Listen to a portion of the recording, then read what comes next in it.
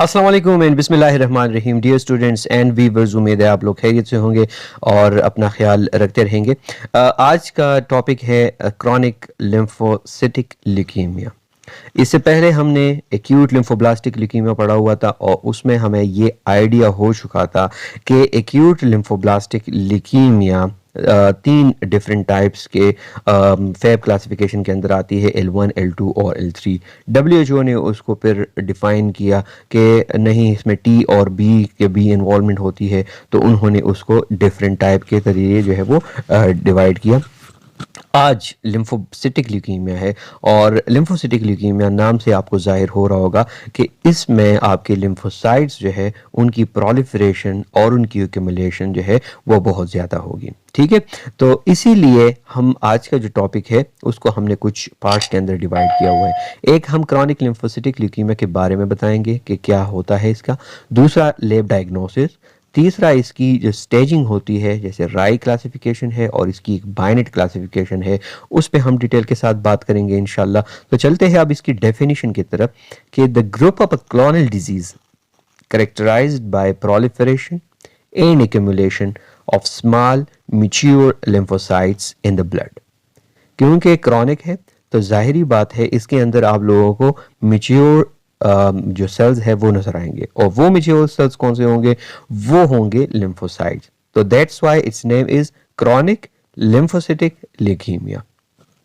अब lymphocytic leukaemia जो है वो आपके लिम्फोइड सिस्टम का एक इम्पॉर्टेंट फैक्टर है, तो इसीलिए बोन मैरो के अंदर ये बन रहे हैं, लेकिन जो लिम्फोइड टिश्यू है उसको भी ये सफ़र कर रहे हैं। तो इनकी एक्यूमुलेशन ना सिर्फ बोन मैरो के अंदर होगी, ना सिर्फ सर्कुलेशन के अंदर होगी, बल्कि लिम्फ नोड्स और स्प्लीन इससे ज़्यादा मुतासर होंगे।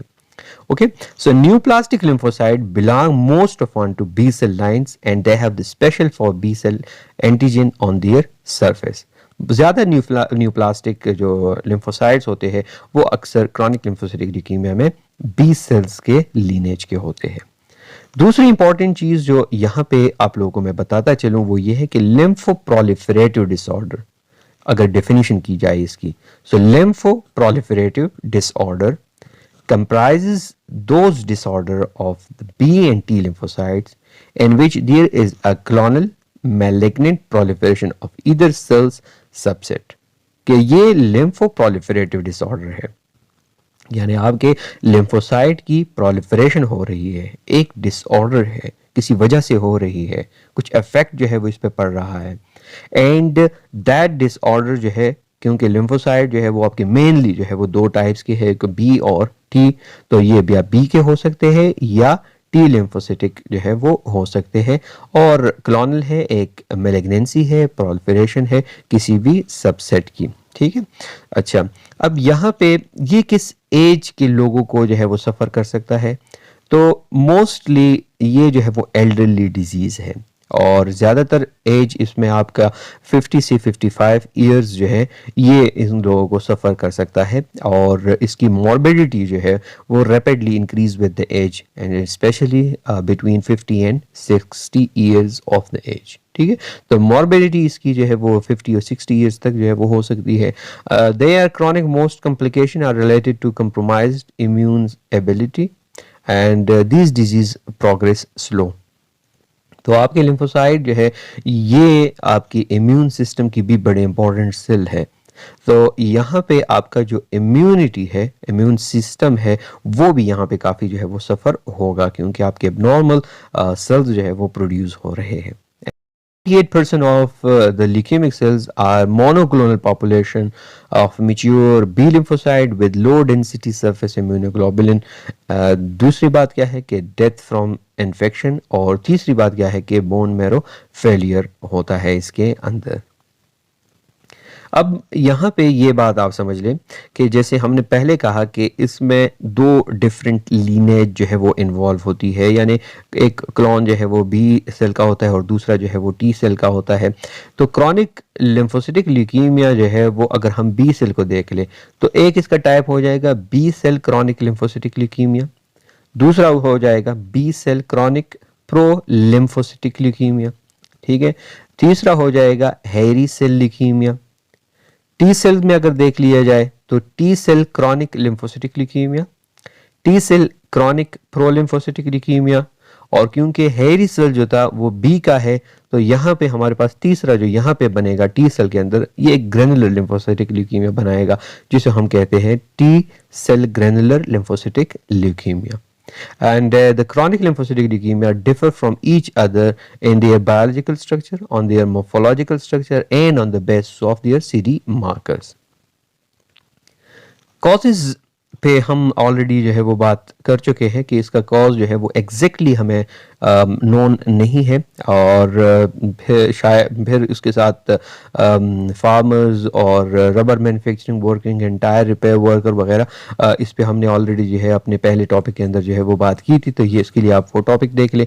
जैसे फॉर्मल्डिहाइड था, बेंजीन था, और भी बहुत सारी चीज़ें थी जिसकी वजह से जो है वो ल्यूकीमिया काज हो सकता है. Genetic factors have been postulated to play a role in high incident of CL in some families, और कुछ ऐसी फैमिलीज है कि जिनमें जेनेटिकली जो है वो सीएल प्रेजेंट है तो वो ट्रांसफर हो रहा है, उसकी वजह से भी आप लोगों को सीएलएल मिल सकता है. अब पहली बात जो है वो क्लासिफिकेशन की तरफ हम आ जाते हैं. तो क्लासिक लिम्फोसिटिक ल्यूकीमिया की हम कर लेंगे. होगा प्रो लिम्फोसिटिक ल्यूकीमिया, यानी कि आपका लिम्फोब्लास्ट होता है तो कहना, फिर उसके बाद प्रो लिम्फोसाइट बन जाता है, और उसके बाद जो है वो लिम्फोसाइट्स बन जाते हैं. तो प्रो लिम्फोसाइट को हम वहाँ पे भी ले रहे थे pro lymphocytic acute pro lymphocytic leukaemia, लेकिन यहाँ पे भी हम इसको इन्वॉल्व कर रहे हैं क्योंकि बेसिक करता है इसकी मेच्योरिटी के ऊपर. तो यहाँ पे जो क्रॉनिक प्रो लिम्फोसिटिक ल्यूकीमिया, आगे मैं बताऊंगा कि क्यों हम इसको प्रो लिम्फोसिटिक ल्यूकीमिया बोलते हैं. तो प्रो लिम्फोसिटिक ल्यूकीमिया जो है वो भी यहाँ पे हमने डाले हुए हैं. फिर साथ में hairy cell leukaemias. Okay, hairy cells जो लिम्फोसाइट होता है उसका स्ट्रक्चर जो बॉर्डर्स होते हैं वो हेयर लाइक प्रोजेक्शन दे देते हैं, और ये बी सेल का होता है तो its name become hairy cell leukaemia. फिर आपको पता है कि बी सेल जो है वो आगे प्लाज्मा साइटाइड सेल प्लाज्मा सेल बनाता है और इम्यूनोग्लोबुलिन एंटीबॉडीज प्रोड्यूस करता है, तो प्लाज्मा सेल ल्यूकीमिया बी से बन जाता है. और फिर उसके बाद ल्यूकीमियाज एंड लिम्फोमा सिंड्रोम, क्योंकि पहली भी मैं इस पे बात कर चुका था कि जब हम इंशाल्लाह लिम्फोमा पे भी डिस्कशन करेंगे तो लिम्फोमा और क्रॉनिक लिम्फोसिटिक ल्यूकीमिया को हम मतलब एक साथ दे देते हैं. कभी अगर हम रिजल्ट भी देते हैं तो CLL ओब्लिक फला लिम्फोमा, कौन सा लिम्फोमा आ जाता है, तो वो एक्चुअली वजह ये होती है कि इसमें इन्वॉल्वमेंट जो है वो लिम्फ नोड की होती है, आपके लिम्फेटिक सिस्टम की होती है, और ल्यूकीमिया जो है वो ज़्यादातर आपने देखा कि ये सर्कुलेटेड फॉर्म में होता है, आपके पूरे बॉडी को ये इन्वॉल्व रखता है. जहाँ जहाँ सर्कुलेशन जाती है वहाँ आपको ल्यूकीमिक सेल जो है वो नज़र आता है. लिम्फोमा में ये एक जगह पे स्टिक हो जाते हैं, एक मास बना लेते हैं, तो उस वजह से जो है वो अगर मास बना हुआ है और बहुत सारे जो है वो एक कंपैक्ट मास आपको नज़र आ रहा है बोन मैरो पे या बॉडी के अंदर, तो फिर हम कहते थे कि ये लिम्फोमा सिंड्रोम की तरफ जो है वो जा रहा है. तो इसलिए यहाँ पे हमने इसको लिम्फोमा सिंड्रोम में भी जो है वो डाला हुआ है. टी सेल की तरफ अगर देख लेते हैं तो T pro lymphocytic leukaemia and large granular lymphocytic leukaemia, ठीक है, एडल्ट टी सेल ल्यूकीमिया, और फिर उसके साथ लिम्फोमा यहाँ पे भी इन्वॉल्व है जिसे हम कहते हैं Sezary syndrome. Okay, now localised symptoms क्या होंगे इसमें बेसिकली.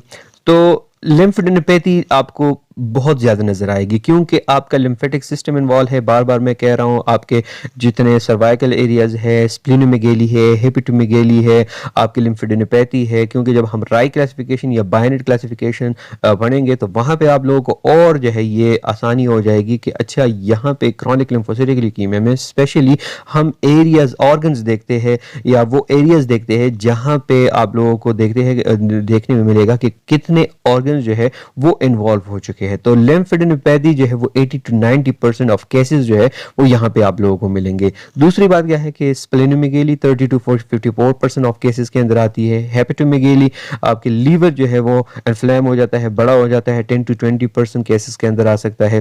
पेटेकी है, पैलर है, फीलिंग वेरी टायर्ड है. जाहिर बात है इस पे हमने बात की भी थी कि क्यों होता है, क्योंकि सेल्स जो है वो बहुत ज्यादा आते हैं, तो वहां पे आपको थ्रोम्बोसाइटोपेनिया भी हो सकता है, आपको एनीमिया भी हो सकता है, और खुद बजाते खुद ल्यूकीमिया भी एक एबनॉर्मलिटी है, आपके इन्फेक्शंस वगैरह भी हो सकते हैं. पेन और फुलनेस बिलो द रिब्स, तो यहाँ पे जो आपका थाइमस है तो वहाँ पे भी अगर इन्वॉल्वमेंट है तो आपको जो है वो बिलो द रिब्स जो है वो भी पेन जो है वो यहाँ पे नजर आएगा. मेडिस्टेनल मास जो है वो यहाँ पे बन सकता है. Okay, now symptoms of CLL अगर मेनली तो ये थे, लेकिन अगर हम देख ले अनस्पेसिफिक तो नाइट स्वेटिंग होगी, फीवर होगा, वीकनेस जो है वो हो सकती है। इसके साथ आपके रिकरेंट इन्फेक्शन हो गए, जो भी होगा, बैक्टीरियल है, वायरल है, herpes जूस्टर वगैरह जो भी होंगे, and they are the most common cause of the death, क्योंकि इम्यून सिस्टम जो है वो जवाब दे चुका होता है यहाँ पे। तो यहाँ पे जो इन्फेक्शन की वजह से डेथ जो है वो सेकेंडरी होती है। साइन सिम्टम्स के अंदर मेन जो ब्लीडिंग सिम्टम्स है थ्रोम्बोसाइटोपेनिया की वजह से हो जाते हैं। लिम्फेडेनोपैथी पहले मैं बता चुका कि लिम्फ नोड एनलार्जमेंट हो जाती है। स्प्लीनोमेगेली और हेपेटोमेगेली, इसी तरह स्किन इन्फिल्ट्रेशन हो गई या लंग्स इन्फिल्ट्रेशन हो गई या सॉफ्ट टिश्यू इन्फिल्ट्रेशन हो गई लिम्फोसाइट्स की, तो वो भी यहाँ पे जो है वो कॉमन है। ये कुछ पिक्चर्स है, आप देख सकते हैं कि ये सर्वाइकल एरिया है और यहाँ पे इस शख्स को लिम्फेडेनोपैथी जो है वो हो चुकी है। तो आप लोगों को नॉर्मली फिजिकली आप लोगों को इस तरह के केसेस जो है वो मिलने में आएंगे।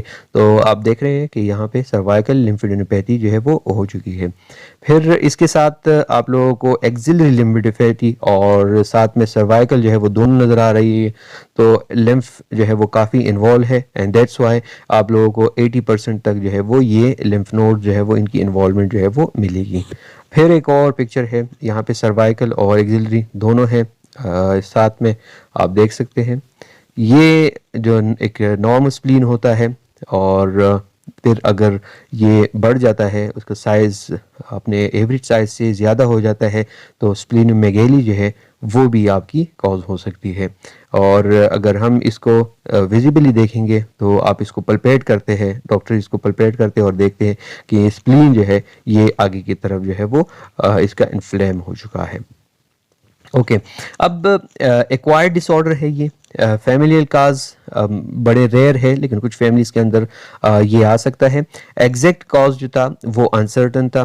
प्रोटोऑन्कोजीन जो BCL2 था is known to be over expressed, यहाँ पे भी इसकी इन्वॉल्वमेंट जो है BCL2 जीन की स्पेशली, तो वो यहाँ पे हो सकती है, and leads to suppression of apoptosis. ठीक है, तो यहाँ पे भी जो ल्यूकीमिया का मेन जो कॉन्सेप्ट था कि उसमें से 3-4 चीज़ें जो है बड़ी इंपॉर्टेंट थी कि अब नॉर्मली प्रोलिफरेट किया होते थे, दूसरा ये मेच्योरेशन अरेस्ट हो जाती थी, तीसरी बात ये कि रेगुलेटेड मेच्योरेशन नहीं होती थी, और फोर्थ जो इंपॉर्टेंट चीज़ ये थी कि एपोप्टोसिस उसमें अरेस्ट हो जाती थी। तो वो सारी चीज़ें यहाँ पे भी जो है वो इन्वॉल्व है। यहाँ पे क्रोमोसोमल एबनॉर्मेलिटीज़ भी पाई जाती है, लाइक फिलाडेल्फिया क्रोमोसोम जो कि हमने CML में पढ़ा हुआ था, उसी तरह translocations in acute myeloid leukaemias. तो यहाँ पे भी वही है कि most common chromosomes abnormally are deletion जो 13q14 पे है, इस काम की डिलीशन जो है वो हो जाती है। ट्राइसोमी 12 हो जाती है और डिलीशन जो है वो 11q23 पे भी हो जाती है। इसी तरह स्ट्रक्चरल एबनॉर्मेलिटी ऑफ 17p जिसमें से p53 जीन जो है वो इन्वॉल्व होता है, और 6q21 की डिलीशन जो है वो भी हो जाती है, and these abnormalities carry prognostic significance. तो अगर ये प्रोग्नोस्टिक सिग्निफिकेंस जो है वो रखती है, तो इसीलिए इसकी क्रोमोसोमल स्टडीज जो है वो भी किया जाता है। ओके, लैब डायग्नोसिस अगर हम इसकी देख ले तो पहली बात यह है कि development of abnormal lymphocyte can do not become healthy white blood cells. ठीक है, पहली बात। दूसरी क्या है कि एबनॉर्मल लिम्फोसाइट में also be called leukaemic cells, and the lymphocyte are not able to fight infection very well, abnormal है ये। तीसरी क्या बात है कि the number of lymphocyte increase in the blood and bone marrow, proliferate किया जा रहा है। There is less room for healthy white blood sales, red blood cells and platelet. जो हेल्थी लीनेज थी हमारे पास, एरिथ्रॉइड प्रिकर्सर्स एंड साथ में मेगाकैरोसिटिक प्रिकर्सर, और साथ में अगर आप समझ लें कि माइलॉइड प्रिकर्सर है, तो इट्स मीन कि वो भी इफेक्ट हो रहा है, वो भी काफ़ी इफेक्ट हो रहे हैं। तो दैट्स वाई वहाँ पे आपके न्यूट्रोफिल, इजिनोफिल, बेजोफिल जो बन रहे हैं, साथ में लिम्फोसाइट, मोनोसाइट वगैरह, तो वो भी सफ़र हो रहे हैं, and that's why sometime we have anaemia and easy bleeding involve है। ये बी लिम्फोसिटिक लीनेज भी इसमें इन्वॉल्व है, टी लिम्फोसिटिक लीनेज भी इसमें इन्वॉल्व है, एंड द मोस्ट कॉमन जो थिंग होती है इसके अंदर ऑटो इम्यून हेमोलिटिक एनीमियाज होती है, क्योंकि एंटीजन एंटीबॉडी जो है वो रिएक्ट कर जाता है, या वहाँ पे एंड यहाँ पे क्योंकि आपके जो बी सेल है वो भी डिस्टर्ब चल रहा है, तो एंटीबॉडीज आपके जो है वो एबनॉर्मली प्रोड्यूस हो रहे हैं या नहीं बन पा रहे, तो most probably auto immune haemolytic anaemia जो है वो यहाँ पे भी प्रोड्यूस हो रहा है। तो ये था हमारा आज का टॉपिक, जिसमें से हमने क्रॉनिक लिम्फोसिटिक ल्यूकीमिया को समझने की कोशिश की, उसका डेफिनेशन देखी हमने, उसमें से मेनली कौन से साइन सिम्टम्स होते हैं जो स्पेसिफिकली क्रॉनिक लिम्फोसिटिक ल्यूकीमिया में बहुत ज़्यादा है, और साथ में कुछ जनरल लैब डायग्नोसिस जो है वो हमने पढ़ी हुई थी। तो फिर इंशाल्लाह नेक्स्ट लेक्चर में मिलेंगे, वहाँ पे हम राय क्लासिफिकेशन, बाइनरी क्लासिफिकेशन और भी बहुत सारी चीज़ें जो है वो डिस्कस करेंगे। अभी तक अगर चैनल किसी ने सब्सक्राइब नहीं किया तो काइंडली सब्सक्राइब के बटन को दबा लें और साथ में बेल के आइकन को दबाना ना भूलें, ताकि हर नई आने वाली वीडियो आपको नोटिफिकेशन आपको बर वक्त मिल सके। तो थैंक यू वेरी मच, अपना ख्याल रखिएगा, अल्लाह हाफिज़।